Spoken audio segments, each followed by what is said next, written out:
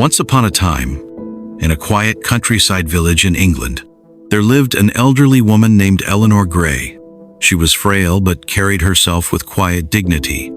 Her silver hair, always neatly tied in a bun, framed a face etched with deep wrinkles, each one a story of years gone by.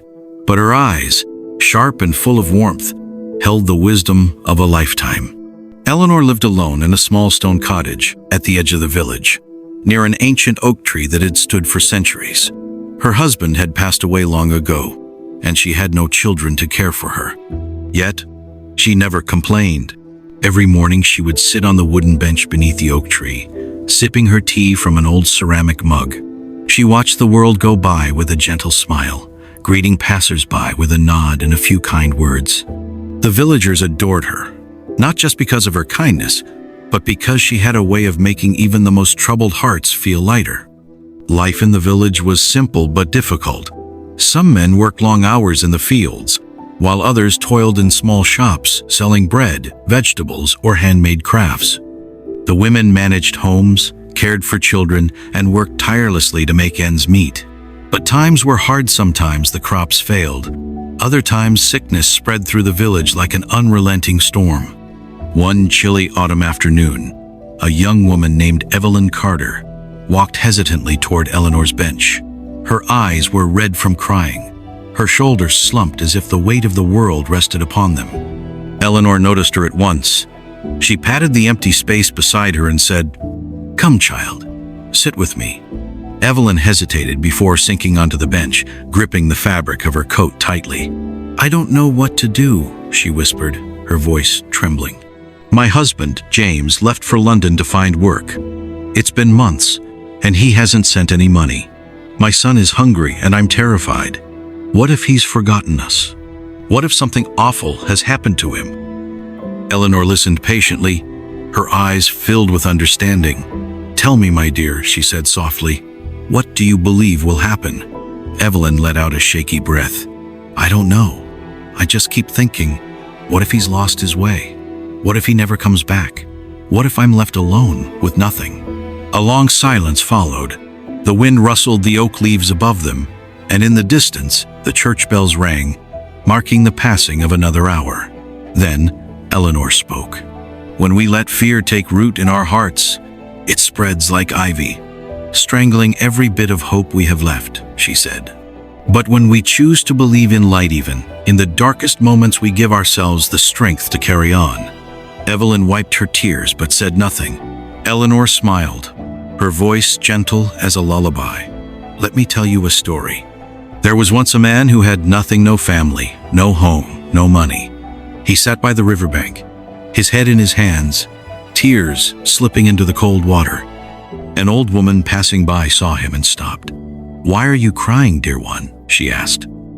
The man, bitterness heavy in his voice, replied, "I have nothing. How can I ever be happy?" The old woman knelt beside him, her fingers trailing across the river's surface. "Look at the water," she said.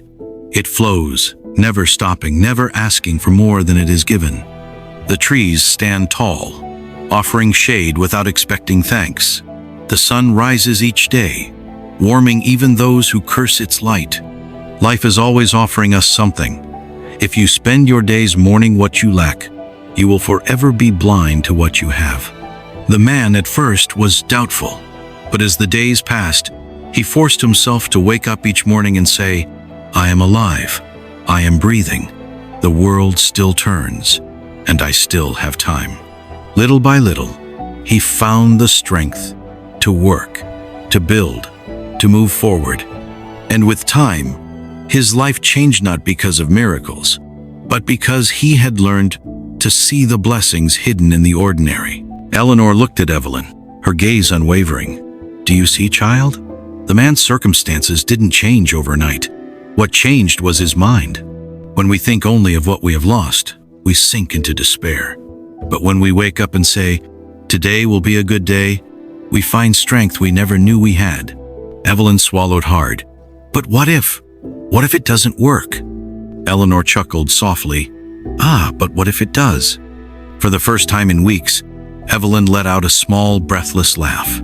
It wasn't much, but it was something. From that day on, she followed Eleanor's advice.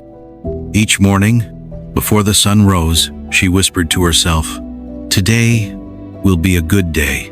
She worked tirelessly, cared for her son, and fought to keep hope alive. Weeks passed.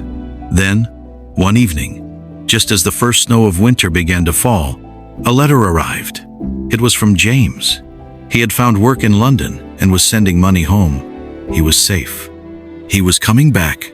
Evelyn clutched the letter to her chest, tears slipping down her cheeks, but this time, they were tears of relief, of gratitude.